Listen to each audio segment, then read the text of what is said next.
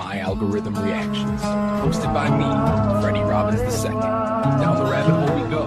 Let's see what the feed serves next. Down the rabbit hole we go, rabbit hole, rabbit hole, rabbit hole, rabbit hole, rabbit hole. Down the rabbit hole we go, rabbit hole, rabbit hole, rabbit hole, rabbit hole, rabbit hole, rabbit hole.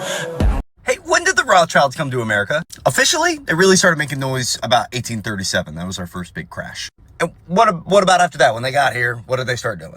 Businesses, infrastructure, railroads were big for them, and they would eventually start doing business with the mortgage, JP Morgan. Okay, so like, at what point did they like grab our country by the balls? Rabbit hole we go, rabbit hole, rabbit hole, rabbit hole, rabbit hole, rabbit hole. Down the rabbit hole we go, rabbit hole, rabbit hole, rabbit hole, rabbit hole, rabbit hole, rabbit hole. Chemtrail streak across the blue, painting lines in the sky where the modification tornadoes rain, snow and ice. Propaganda on the screens, twisting every word we hear, controlling minds worldwide, force feeding the fear.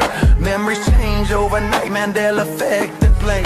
What we thought was real before now suddenly has changed. Flat earth debates, global believers, everybody's on edge. Question everything you know, where does the truth begin? Down the rabbit hole we go, rabbit hole, rabbit hole, rabbit hole. You met me at a very strange time in my life. Rabbit hole, rabbit hole, rabbit hole, rabbit hole, rabbit hole, rabbit hole. Down the rabbit hole we go, rabbit hole, rabbit hole, rabbit hole, rabbit hole, rabbit hole. Down the rabbit hole we go, rabbit hole, rabbit hole, rabbit hole, rabbit hole, rabbit hole, rabbit hole. Outer space looks like a movie, science fiction, big screen, the narrative full of holes. Nothing is all what it seems. Deep state, mind control, puppeteers pull the strings, keep the masses distracted. Hey, when did the Rothschilds come to America? Officially, they really started making noise about 1837. That was our first big crash. And what about after that? When they got here, what did they start doing? Businesses, infrastructure, railroads were big for them, and they would eventually start doing business with the mortgage, JP Morgan. Okay, so like, at what point did they like grab our country by the balls? Well, that would be about 1895, 1896-ish. That's when JP Morgan and the Rothschilds bailed out the entire country of America because we're running out of gold. And so they said, hey, we have $45 million worth of gold. Want it? I imagine there was a little bit of, quid pro quo there. Daggone. And then there's 1910, the Jekyll Island meeting after the 1907 bank panic that led to the 1913 formation of the Federal Reserve. And that was all because of an island that they met at that was owned by JP Morgan, and the boat that sank that was owned by JP Morgan that kept the Federal Reserve's naysayers from getting the meetings. And now we have a central bank that's controlled by Rothschild Rockefeller money. Jeez. And then that's not to mention the Revolutionary War, the War of 1812. They pressured America heavy to finance it. Even the Civil War, they were on both sides in the Napoleonic War. And guess what? The first thing our central bank funded after it was founded in 1913. 1913. That would be, did they fund, oh God. 6 months later, World War I. Well, that's all bad, but at least it stopped. Shortly after that, Britain would write them a letter saying, hey, that land in the Middle East that you want, we're going to give it to you, Mr. Rothschild. Israel, it's all yours. Oh. The reason you can't afford an engagement ring or a wedding band, it's because of the Rothschilds and the De Beers Diamond Company. In the mid-80s, they created an M&A company. An M&A company is a merger and acquisition company. Think private equity, but before private equity. And guess what they did with we might need to slow down, but what did they do with it? They were using it to get involved in Wall Street. They wanted to infiltrate the New York Wall Street monster that had been forming in America. You want to know what they did to do that? No. What did they do? They did it by sending somebody to New York City to oversee the purchase of Macmillan Inc. Macmillan Inc. was a media company that would be McGraw-Hill, which is responsible for a lot of the elementary school books that you and I were raised on. Do you want to know who they sent to New York City in 1988 to do this? Robert Maxwell. He was in partnership with Robert Maxwell. And when Robert Maxwell would go on to die on his yacht because he owed the Mossad money, guess who he also owed about 50 million pounds to? The Rothschild family through the Bank of England. Wait, Robert Maxwell's, that's Ghislaine Maxwell's father? is connected to the Rothschild? That's right. Robert Maxwell, along with Roy Cohn, had been running a corporate blackmail ring throughout the entire world run by the Mossad. And when he died, Ghislaine and Jeffrey Epstein took on the reins. That's why they had been introduced only 6 months prior to his death. After that, they would go on to infiltrate people like the princes, the politicians, and the media moguls that we know today. And we know through Alan Dershowitz, Epstein's lawyer through 2008 and 2009, admitted that he was introduced to Jeffrey Epstein in the early 90s by a Rothschild. I was introduced to him by the Lady and Lord Rothschild. Wow. But, okay, well, we don't have proof that Epstein worked for a Rothschild. Here's an email from Epstein over to Peter Thiel. Says, as you know, I represent the Rothschild family. Maybe only, represented a few of them. Maybe he didn't represent the whole family. Here's this wrinkly old pervert, Les Wexner, saying he represented the whole family. And personal work for the Rothschild family in France. He represented their whole family. What? Okay, what am I supposed to do with this? Tag Howard Lutnick. I think that's what we could do, because I believe he's a Mossad plant that's currently being seeded by the Rothschild family in a place precariously right next to Jeffrey Epstein.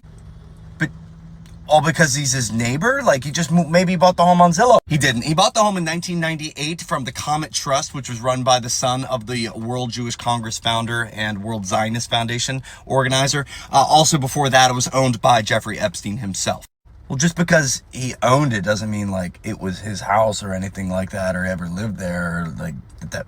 Come on. Jeffrey Epstein would actually live there in 1992, starting right after things got serious with Ghislaine, so they would probably be shagging or doing whatever from 92 to 95 in that property before moving over into the other property, which will remain vacant for about 3 years before Jeffrey Epstein gets to pick his neighbor, happens to be the Secretary of Commerce, Howard Lutnick, who would profit off of 9/11, survive 9/11, and also then use Cantor Fitzgerald with his sons at the helm to profit off of the very tariff being shot down in the Supreme Court that he helped form. So you basically think Howard Lutnick is a really high-level crisis actor. Yeah, I thought of it that way. Yes, that's exactly what I think.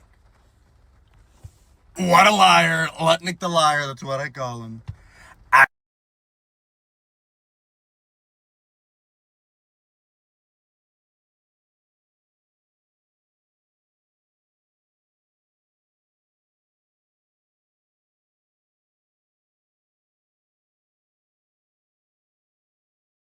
Of the Titanic and the Federal Reserve? Well, here it goes. So on the Titanic, there's some extremely wealthy passengers like J.P. Morgan, John Rockefeller, and the Rothschilds. But then you have Jacob Astor, the wealthiest man in the world at the time. He owned about 40% of all mortgages, and he was a Freemason who was very opposed to the idea of a central bank. Whereas J.P. Morgan, Rockefeller, and Rothschild strongly supported the idea of a central bank. So Jacob Astor was the only one standing in the way of a central bank at the time. Coincidentally, the morning the Titanic was supposed to set sail, J.P. Morgan, some Rothschilds, and others quietly exited the ship without any explanation. 5 days later, Titanic slams into an iceberg and it starts to sink. And even though Jacob Astor is the wealthiest man in the world, he still can't find a seat in a lifeboat, and he ends up sinking with the ship. Shortly after, these guys become the wealthiest men in the world, and without Jacob Astor standing in their way, the next year in 1913, on Jekyll Island in Georgia, the Federal Reserve Act was signed into law, paving the way to print money out of thin air and completely control our monetary system. Was this a coincidence or a conspiracy? There were some powerful men who made abundantly clear that they were not in favor of the Federal Reserve System. Their total wealth today would be worth nearly $11 billion. These were Benjamin Guggenheim, Isidor Straus, and Jacob Astor. Unfortunately, all of them were on board Titanic when it sank to the depths of the sea. All three died that night. And then in 1913 they implemented the income tax, and then later in 1913 they passed the 16th Amendment, and then they created the Federal Reserve System. And it's so crazy that everybody that was against the Federal Reserve was on the Titanic. And the guy that wanted the Federal Reserve was on the Titanic also and said, oh, I gotta make a phone call, and got off the boat. What? Yeah, you didn't know this? I didn't know this. Oh, dude, shut up. Really? No. Dude, there's a whole conspiracy around the Titanic. Are you bucking with me? No. Oh my God, it's in the Just drive it into the iceberg. If you want to understand the robber baron period to now is my favorite chunk of history, because there's this whole economic and global system that gets established in the late 1800s, early 1900s. Gilded Age. It's like the same 5 guys that are involved with, like, Rockefeller's just everywhere. John C. Money. Everything, yeah. J.P. Morgan, Cornelius Vanderbilt. For the love of John me, Rockefeller. I can't remember who the guy was that wanted the Federal Reserve, but he was, like, petitioning for Probably it. John and, like, Jay, if it was any of them. John C. Money. But he's, like, involved in the building of the Titanic and the Lusitania. And then the Titanic is the unsinkable ship and its flagship, like, thing. So he loads all of his buddies on this boat. All of the guys he's doing these big banking economic like moves with, and they're all the ones that don't want the Federal Reserve. And then literally day of, like hours before it takes off, he goes, "Oh shit," and just leaves the boat. Oh, right. Yeah. Oh, right. And just walked off the Titanic. Did you know that over 50 wealthy passengers mysteriously cancelled their Titanic voyage at the last minute? This wasn't just any group of people. Milton Hershey, the chocolate king, suddenly had urgent business needs. Multiple banking families claimed they were sick. And here's the kicker, JP Morgan himself backed out, saying he was too ill to travel. But just days later, people spotted him looking perfectly healthy in France. What makes this even stranger? They weren't random rich folks. Every single person who cancelled supported creating the Federal Reserve, America's central banking system. But the passengers who actually sailed and died, they were the biggest opponents of giving bankers control over our money. John Jacob Astor, Benjamin Guggenheim, and Isidor Straus, all worth millions and all against the Fed. Think about it. What are the odds that only Fed supporters got cold feet, while only Fed opponents stayed on the doomed ship? Just 1 year after the Titanic sank, the Federal Reserve Act passed with barely any opposition left to fight it. Coincidence? You decide. Did you? Does no one else just find it incredibly bizarre that the only 2 presidents to ever oppose this right here have one thing in common? Does anyone else find it really bizarre that these 3 people right here who were the richest men on earth at the time all opposed that right there and all just happened to be on this? Or does anyone else find it really bizarre that this guy wanted that thing to happen and he was supposed to be on that thing, but he just randomly wasn't? He canceled a few hours before. Does no one else? The Titanic was an inside job. Yes, it was. So what happened was the Titanic was basically sunk in 1912 because the guy by the name of Mr. Astor, who was against the Federal Reserve, he owned 40% of the mortgages. Could you imagine what kind of gangster you have to be? Like Mr. Monopoly. Yeah, the type of gangster you have to be to own 40% of all the mortgages in the United States of America. So this is no good guy. This is a gangster, okay? Yeah. But he was such a strong figure that the Rothschilds just couldn't put an axe into him, couldn't put a bullet in him. They got to start a war. Yeah. So they can't do that. So they built a ship and they made sure all the most important people were on this ship. And at the very, very last minute, JP Morgan and all of those guys exited the ship. The ship sinks. Mr. Astor basically dies. All the money that he was funding the politicians on the other side dries up. All of a sudden, the politicians run to the other side. 1913, they go to Jekyll Island. They finish the deal. The Federal Reserve is basically born. And the guy who signs the Federal Reserve into power, Woodrow Wilson, was born on the 28th. So they did everything on purpose. And the Federal Reserve, after they got the Federal Reserve in 1913, now they had the money they needed to start World War I in 1914. So it goes from this: Titanic, Fed, World War I, and World War I leads to World War II. So again, all of Europe, everything was decided by what would happen on that ship. But most people don't know that. I've never heard of this before. Most people just know. And I know a lot about these conspiracy things. I've never heard this. Most people don't know about this, but they know that Leonardo DiCaprio was on the Titanic. Yep. They know that part. That was the real story, right? That was the real story. The Titanic. Many people believe that the Titanic was an accident, but let me explain how it wasn't. And this all started 2 years prior on Jekyll Island back in 1910. Here's where representatives of the Rothschilds, Rockefellers, Morgans, and other private bankers will meet in secret to draft the legislation that will create the Federal Reserve. I also found it pretty weird how in 1913, the same year that the Federal Reserve was founded, the IRS was also established. This led to the rise of income tax so that you and I will have to pay the politicians' debt plus interest to the bankers. But how did did they even get to the point where they were in control of every central bank in the world? Because there were still people who were just as powerful as them, but they didn't agree with anything they had going on. Like John Jacob Astor, who was one of the top 10 richest people in the world at that time. So that's when JP Morgan decided to build the Titanic. And in 1912, he ensured that every powerful person who was against the establishment of the Federal Reserve was on board that ship. I also find it even more weird how Nathan Rothschild denied to insure the ship and deemed it too big to float, even though it was called the unsinkable ship, as if he knew what was already going to happen. And after tragedy struck on April of 1912, they became the most powerful people in human history. And now today we have a privately owned central bank system disguised as a government-owned bank system, which is why our dollar bills no longer say United States note, but instead Federal Reserve note. JFK knew it was wrong, so he tried to reverse it, and 6 months later he was dead. Since 1913, anyone who has tried to go against the Federal Reserve has been. Y'all let me know what y'all think about this down below in the comments. Many people. The Titanic was actually a hit job. All the richest people in the world in 1912 were supposed to be on this ship. You had the Rothschilds and their basically lackeys at that time who were called JP Morgan. And all of these guys are supposed to be on this ship, but there's also another guy who was on that ship. His name was Mr. Astor. He was the richest man in America at that time. He owned 40% of every mortgage in America. Imagine, this guy's a gangster. I'm not saying he's a good guy. But basically, this guy was in the way of the Federal Reserve. They wanted to create a central bank, the Rothschilds, and they couldn't. They already owned Europe, but they didn't own America yet. Yeah. So they need to create a central bank. So what they did was, they can't just take someone out of that importance. So what they basically did was they made this big deal of everyone going on the ship. Yeah. And then in the last seconds, all the Rothschilds people exited the ship. Like right before it was about to take off, they exited. So here's what happened. The ship sunk. All of a sudden, the richest guy in America died on the ship. And all of a sudden, all the politicians who he was basically bribing, all that money evaporated. And then next year, 1913, they started the Federal Reserve Bank because there was no more opposition to it. And the men on the Titanic were opposed to a central bank.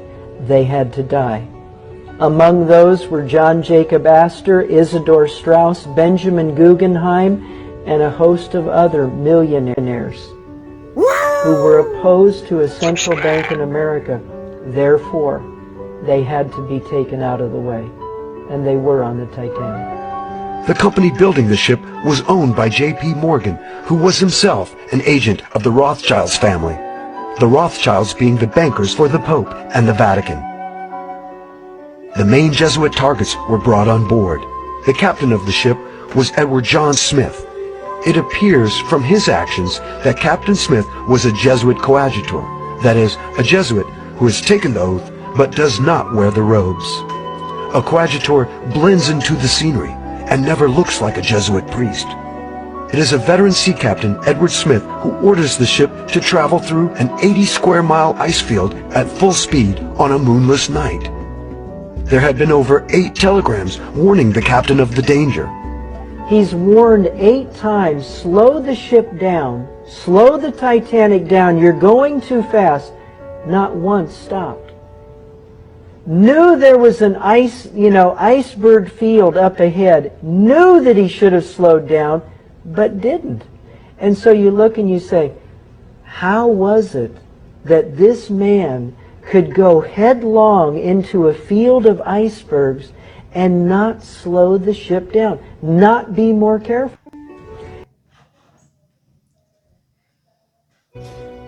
What if there was more to the story than an iceberg and a faulty assumption that the ship was unsinkable? What if the accident was orchestrated to remove the powerful and wealthy rivals of J.P. Morgan, one of the men that owned the Titanic? If this were true, what could possibly be worth the lives of more than 1,500 people?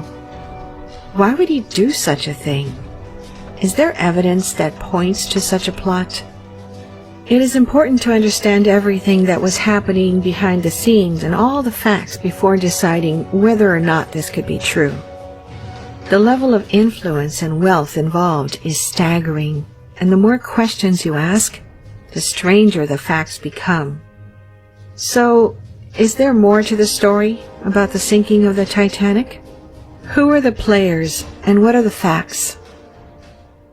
J.P. Morgan, one of the most ruthless financiers of the age, was a strong proponent of the development of an organization that had yet to be built, the Federal Reserve.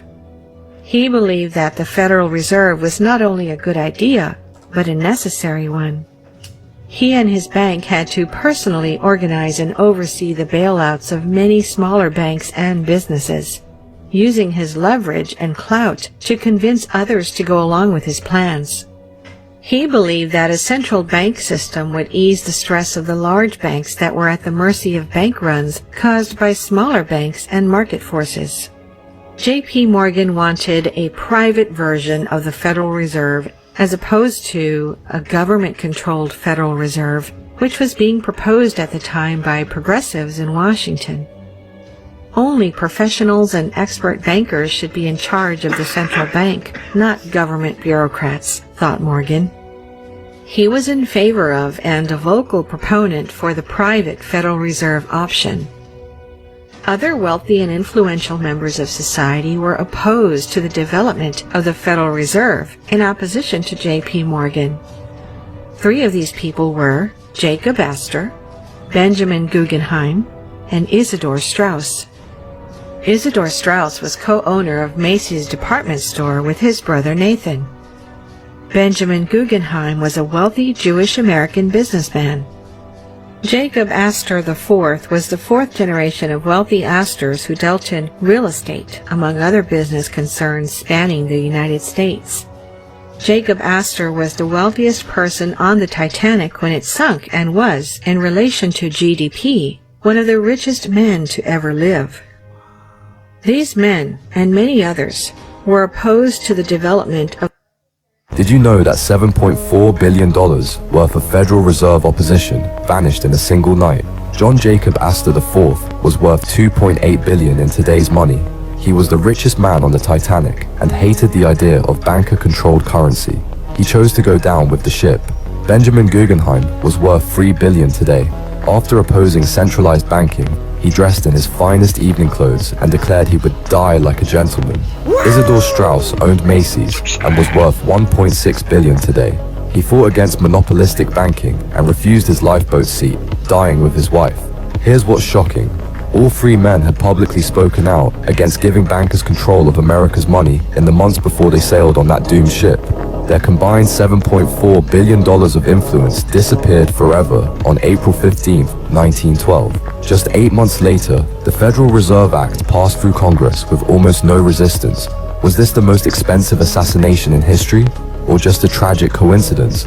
Yeah, was it all just a coincidence, or did that happen for a reason? Because those men spoke out against a centralized banking system.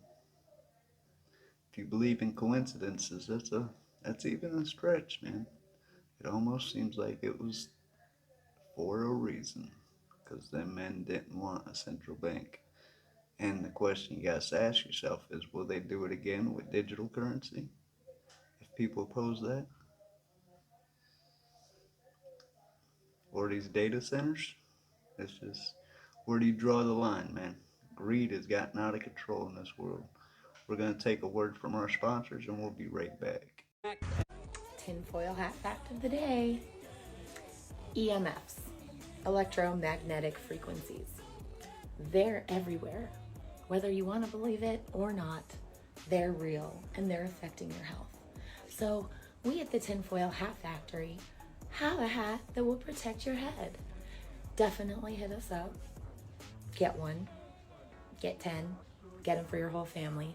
And if you don't know what EMFs are, I suggest you look into that and learn how to protect yourself and your family and your health. It's important. Bye. I'm pretty sure this is the last couple clips we got, so let's see what else we can find out about the Titanic, the unsinkable ship. The Titanic never sunk. It didn't. Let me break it down. J.P. Morgan, the famous banker, owned the Titanic, but he also owned 2 other ships, the Olympic and the Britannic. Now, the Olympic was older, beat up, and not making money, allegedly. The theory says Morgan swapped the Olympic with the Titanic before its first voyage. They painted it, changed the name, and sent it off. The reason? Insurance. The Olympic was a problem, so sinking it for the insurance money was the perfect fix. And here's the suspicious part. Morgan, who was supposed to be on the Titanic, canceled last minute.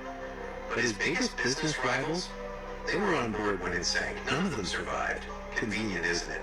And about the evidence.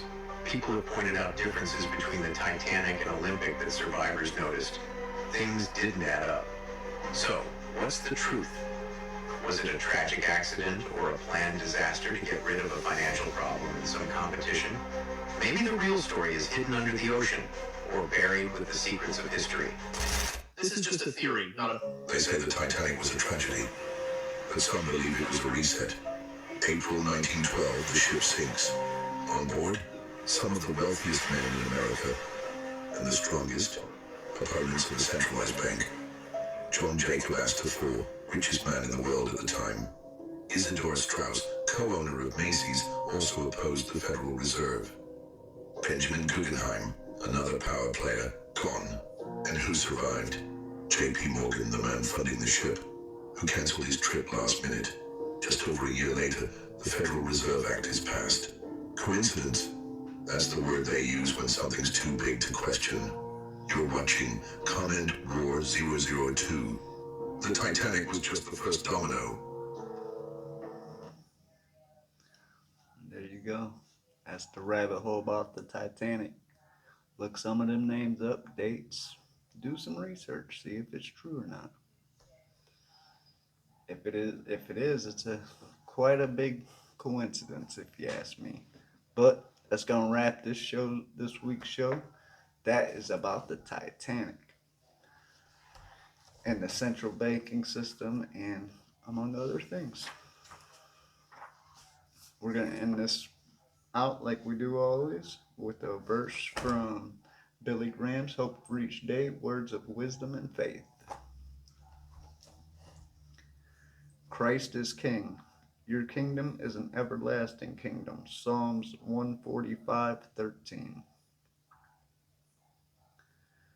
The government in God's kingdom is unique.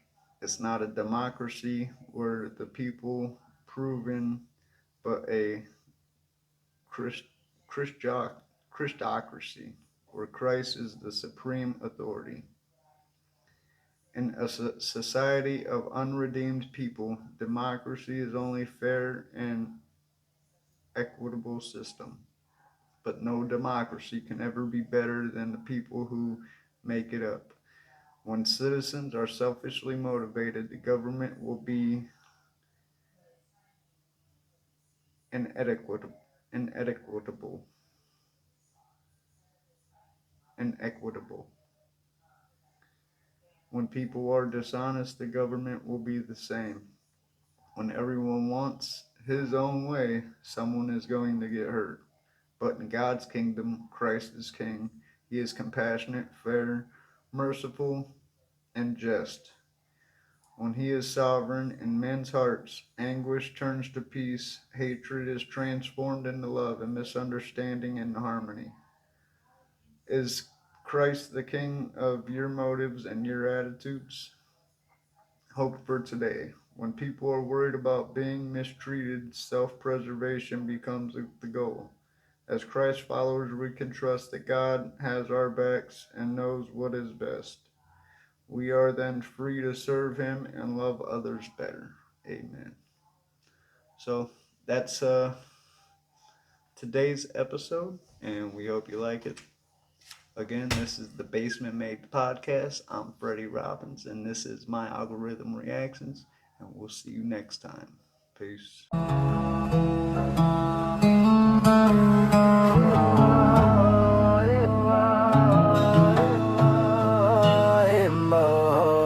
Down the rabbit hole we go, rabbit hole, rabbit hole, rabbit hole, rabbit hole, rabbit hole. Down the rabbit hole we go, rabbit hole, rabbit hole, rabbit hole, rabbit hole, rabbit hole, rabbit hole. Down the rabbit hole we go, rabbit hole, rabbit hole, rabbit hole, rabbit hole, rabbit hole. Down the rabbit hole we go, rabbit hole, rabbit hole, rabbit hole. chemtrail streak across the blue, painting lines in the sky. Where the modification, tornadoes, rain, snow and ice. Propaganda on the screens, twisting every word we hear. Controlling minds worldwide, force feeding the fear. Memories change overnight, Mandela effect at play. What we thought was real before now suddenly has changed. Flat earth debates, global believers, everybody's on edge. Question everything you know, where does the truth begin? Down the rabbit hole we go, rabbit hole, rabbit hole, rabbit hole, rabbit hole, rabbit hole. Down the rabbit hole we go, rabbit hole, rabbit hole, rabbit hole, rabbit hole, rabbit hole, rabbit hole. Down the rabbit hole we go, rabbit hole, rabbit hole, rabbit hole, rabbit hole, rabbit hole. Down the rabbit hole we go, rabbit hole, rabbit hole, rabbit hole, rabbit hole, rabbit hole, rabbit hole. Outer space looks like a movie, science fiction, big screen, the narrative full of holes. Nothing is all what it seems. Deep state, mind control, puppeteers pull the strings, keep the masses distracted with unattainable dreams. Hollow earth below our feet, secrets buried so deep. UFOs in the clouds, or is it Project Bluebeam? Pharmacy, a spell cast, keep you wrapped in chains. Thoughts creeping in silence, hijacking your brain. Down the rabbit hole we go, rabbit hole, rabbit hole, rabbit hole, rabbit hole, rabbit hole. Down the rabbit hole we go, rabbit hole, rabbit hole, rabbit hole, rabbit hole, rabbit hole, rabbit hole. Down the rabbit hole we go, rabbit hole, rabbit hole, rabbit hole, rabbit hole, rabbit hole. Down the rabbit hole. 'Cause it's a very, very mad